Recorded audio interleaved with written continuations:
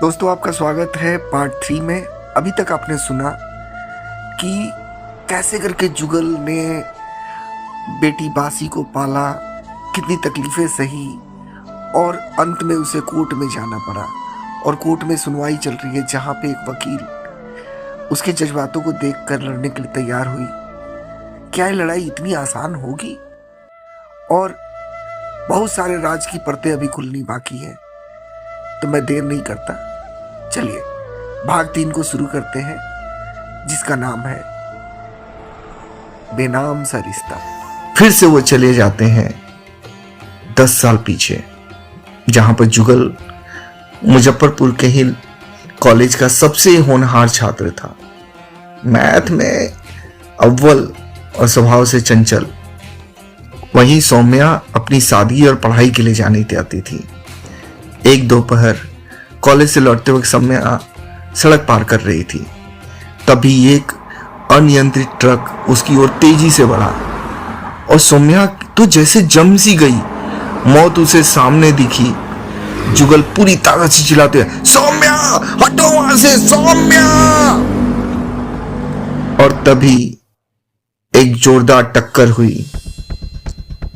लेकिन ये क्या, जुगल जैसे उड़ता हुआ आया था और उसे सौम्या को धक्का दिया था। तब तक शायद देर हो चुकी थी और जुगल का सिर सीधा ट्रक से टकराया था और जुगल उछलकर दूर जा गिरा था। और जुगल ने जब आखिरी सेकंड में सौम्या को धक्का देकर सड़क के किनारे कर दिया था, लेकिन ट्रक से लड़कर वो एक लोहे के खंभे और पत्थर से जा टकराया और उसका सिर तरबूजे की तरह से फट गया था। और वहां भीड़ इकट्ठा हो गई थी। सौम्या तो जैसे नींद से जागते हुए और भागते हुए बोली, जुगल जुगल जुगल, आंखें खोलो, कोई मदद करो, एम्बुलेंस बुलाओ, जुगल। और जल्दी से उसे हॉस्पिटल ले जाया गया। हॉस्पिटल में हर तरफ सन्नाटा था और शायद एक कड़वा सच इंतजार कर रहा था। जुगल बेड पे लेटा हुआ था। ईसीजी की मशीन बीप बीप कर रही थी और हर तरफ शायद जूतों की आवाज आ रही थी। और जब डॉक्टर ऑपरेशन थिएटर से बाहर आया था, तब उसने सौम्या की तरफ बढ़कर बस इतना ही कहा था, देखिए सौम्या जी, जुगल ने आपकी जान तो बचा ली, पर उसके सर के पिछले हिस्से में गहरी चोट आई है। फिलहाल तो वो कोमा में है। शायद 3 महीने भी रह सकता है, 6 महीने भी रह सकता है, लेकिन लेकिन क्या डॉक्टर साहब? आई एम अफ्रेड कि उसके दिमाग का वो हिस्सा जो एनालिसिस और एडल्ट बिहेव को नियंत्रित करता है, वो शायद पूरे तरीके से डैमेज हो गया है। अब वो एक एडल्ट के शरीर में 6 साल के बच्चे की बुद्धि के साथ जिएगा। अब ये लड़का कभी भी नॉर्मल नहीं हो पाएगा। और आई एम सॉरी, सौम्या को जैसे काटो तो खून नहीं। उसके दिल में बहुत सारी चीजें चल रही थी। शायद किसी ने बगल में पूछा था, अब ये लड़का कैसे जिएगा? बेचारी की उम्र ही कितनी है, 24 साल। बेचारा जिएगा भी कैसे? और इसकी हालत जैसी रहेगी, इससे अच्छा तो ये मर ही जाता तो बेहतर था। और ये शब्द सौम्या के दिमाग पे हथौड़े की तरह से काम कर रहे थे। वो उसका शरीर जैसे काम नहीं कर रहा था। वो धम से वहीं चेयर पे बैठ गई।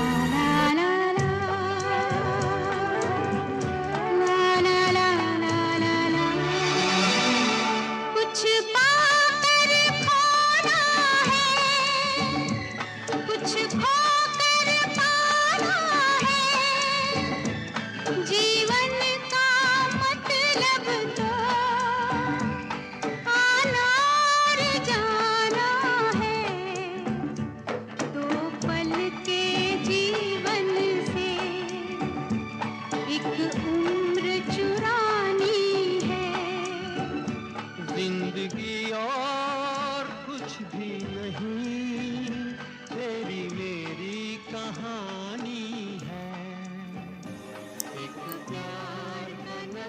शायद सौम्या ने कुछ फैसला किया था। तभी ठाकुर साहब, सौम्या के पिताजी, बहुत गुस्से में इधर उधर टहलकदमी कर रहे थे। उन्होंने पलटकर कहा, तू पागल हो गई है सौम्या? वो लड़का बच्चा बन चुका है। तू अपनी पूरी जिंदगी एक ऐसे इंसान के साथ बर्बाद करेगी जो तेरा नाम शायद ठीक से ना ले पाए। बाबूजी, जिसे आप बर्बाद होना कह रहे हैं उसे मैं कर चुकाना करती हूँ। उसने अपनी बुद्धि, अपना भविष्य, अपनी पूरी शख्सियत मुझे बचाने के लिए कुर्बान कर दी। क्या मैं इतनी खुदगर्ज हो जाऊं कि उसे इस अंधेरे में छोड़ दूं? लेकिन पागल लड़की, ये समझ समाज क्या कहेगा? समाज ने उसे गिरते हुए देखा था, पर उठाने कोई नहीं आया। अब मैं उसकी लाठी बनूंगी, मैं उससे शादी करूंगी। वो बच्चा तो क्या हुआ, मैं उस दुनिया का सबसे प्यारा बाप और पति बनाकर दिखाऊंगी। लड़की, तू पागल हो गई है। मैं तेरी शक्ल नहीं देखना चाहता। अगर तुझे यही मंजूर है, दोबारा मेरे दरवाजे पे मत आना। आज से तू मेरे लिए मर गई है। और शायद सौम्या अपना मन बना चुकी थी और वो दरवाजे के बाहर शायद निकल गई थी। भला है बुरा है जैसा भी है, मेरा पति मेरा देवता है। भला है बुरा है जैसा भी है, मेरा पति मेरा देवता है। मेरे देवता को कुछ ना कहो, मेरे देवता को कुछ ना कहो। मेरा देवता तो मेरा देवता है। भला है बुरा है जैसा भी है, मेरा पति मेरा देवता है।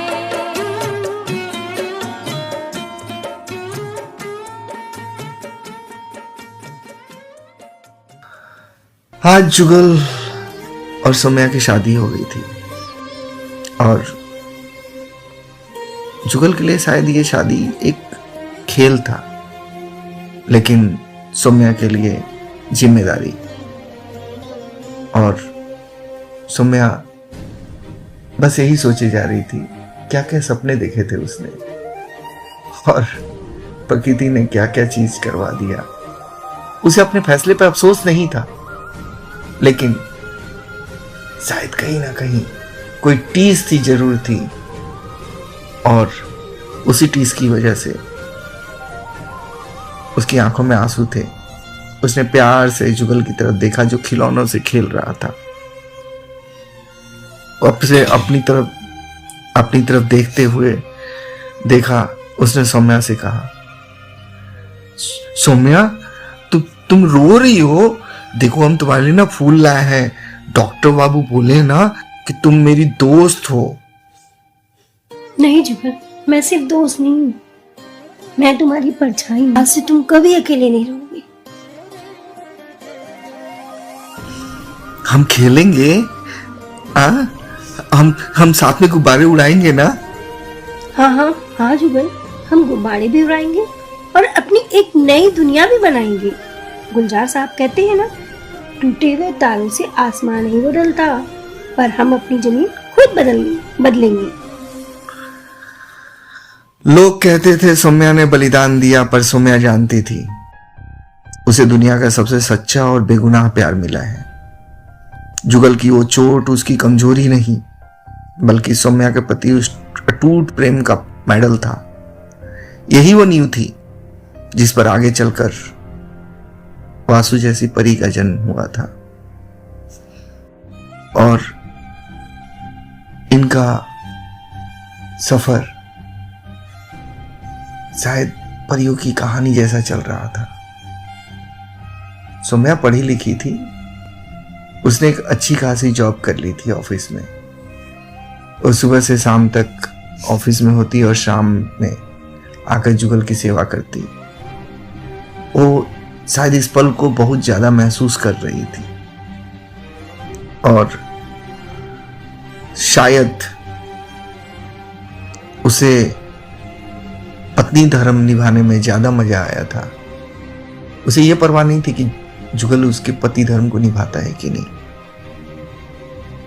तब आई वो भयानक रात, शायद वो रात जिसे कयामत कहें या